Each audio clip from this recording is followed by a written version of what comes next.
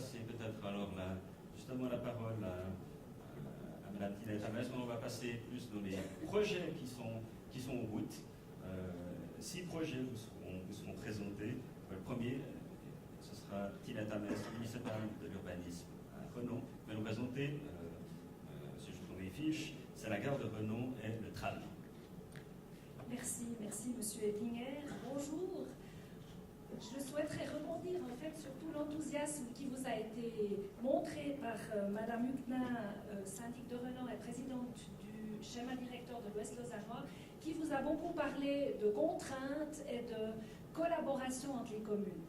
Et les 5 années passées, la législature précédente, ces 2 termes, on les a mariés, on les a sublimés pour justement leur donner des noms et des projets. Nous avons travaillé ensemble sur une multitude de projets et j'ai le plaisir de vous présenter maintenant celui de la gare de Renon. Il s'appelle Gare de Renon. On a à un moment hésité de l'appeler même Gare de l'Ouest, tellement il est aux frontières de 4 communes.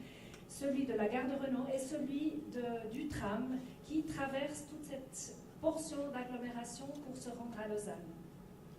On a dit ces 8 communes de l'Ouest lausannois ont relativement peu de terrain, elles ne pourront donc pas être actrices en termes de promotion et de construction.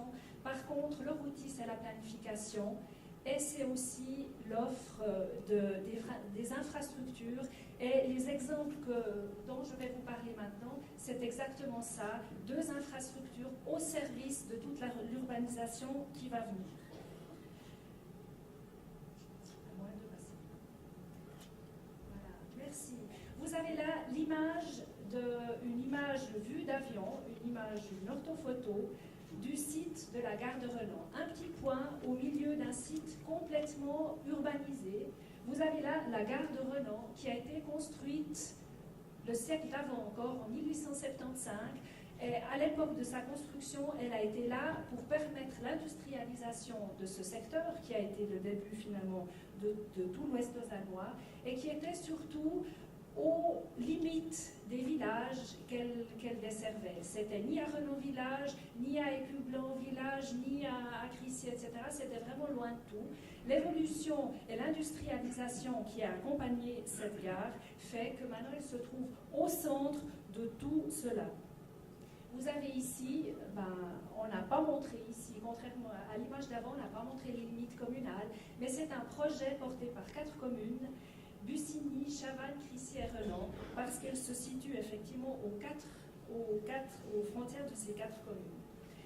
C'est un projet qui a déjà au moins 5 ans d'âge, il en aurait plus, mais disons concrètement, nous sommes mis avec une première étude qui a abouti à un concours en 2006, un concours qui a été jugé et présenté à la population en 2007, un concours d'idées pour réhabiliter cette gare, requalifier cette gare, la rendre au goût du jour parce qu'elle avait des difficultés d'accès, elle les a toujours d'ailleurs pour ceux qui l'empruntent quotidiennement, des difficultés dans l'accès, dans la largeur des quais, dans la sécurité et aussi au milieu d'un site qui ne demande qu'à être urbanisé. Un concours d'idées qui pour l'urbanisation et un concours de projet pour un nouveau franchissement. Le résultat, vous l'avez là, c'est ce trait d'union entre, de part et d'autre des voies de chemin de fer, le rayon vert qui a reçu donc le premier prix et qui travaille depuis 2007 et qui est encore en cours et qui est en cours de finition de projet, là aussi une étude préalable, un avant-projet et nous arrivons au bout du projet. Il faut savoir que c'est un site, vous voyez là, si on voit le franchissement par-dessus les voies de chemin de fer, vous voyez aussi en trétillé le potentiel d'urbanisation avec des bâtiments de part et d'autre au sud de la gare, de part et d'autre, qui vont accompagner le tout avec 26 000 mètres carrés de surface de plancher brut qui vont pouvoir être installés là, à même la gare. Il faut se dire que ce site est en évolution assez forte.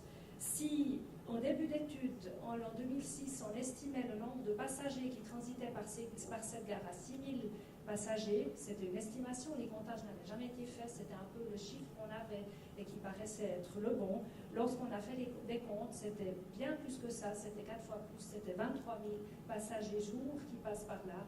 Et les estimations nous disent que d'ici quelques années, d'ici 2020, ça sera bien 30 000, ce qui en fait la troisième gare de Suisse romande après Lausanne et Genève. C'est aussi un site intermodal où on a le Zoll qui arrive, dit EM1 aussi, au sud, qui va accueillir le tram du côté nord. C'est donc la confluence entre ces deux axes forts de transport public et également un nombre de bus assez fort, ce qui fait que sur la place sud, je ne parle que de la place sud, si aujourd'hui on a 15 bus à l'heure, d'ici 2020, on en aura 46. C'est dire l'importance de ce site de transport multimodal. C'est un projet avec multiples partenaires. J'ai cité tout à l'heure les 4 communes, mais on va bien au-delà, bien sûr. Il y a les CFF qui travaillent et qui ont un projet d'adaptation des quais extrêmement important, CFF Infrastructure. On a les TL avec le tram et le Zoll qui sera adapté aussi à cette occasion. On a des projets connexes, d'autres lignes de bus, la ligne 25 qui actuellement circule entre Puy et la Bourdonnette et qui sera tirée jusqu'à la gare de Renon et qui est une ligne électrifiée du type du 7 par exemple. On a la requalification des places au nord et au sud qui accompagne tout cela. Tous ces partenaires travaillent ensemble et se réjouissent d'ailleurs de déposer, et c'est ce qu'on va, l'image suivante, de déposer d'ici peu, tout comme le tram, on arrive, nous, quelques mois après, avec aussi un projet, l'étude de projet qui sera déposée à Berne. Ça sera dans le courant de l'été et de l'automne. Les prochaines étapes à ce sujet, mise en service de la ligne 25 en décembre 2013, c'est la première étape importante sur ce site. Mais quand on dit mise en étape de la ligne 25, ça veut dire qu'au préalable, on a refait tout l'axe routier, qu'on a changé les infrastructures souterraines.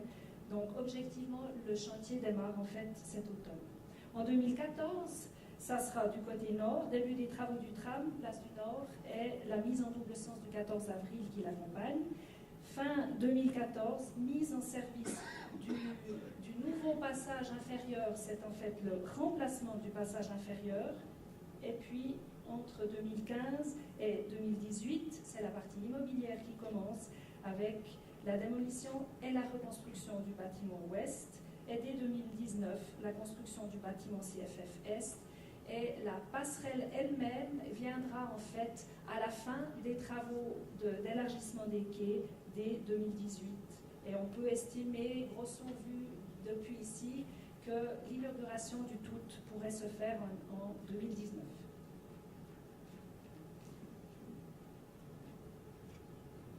Une image de synthèse quand même qui me permet d'aller au point suivant.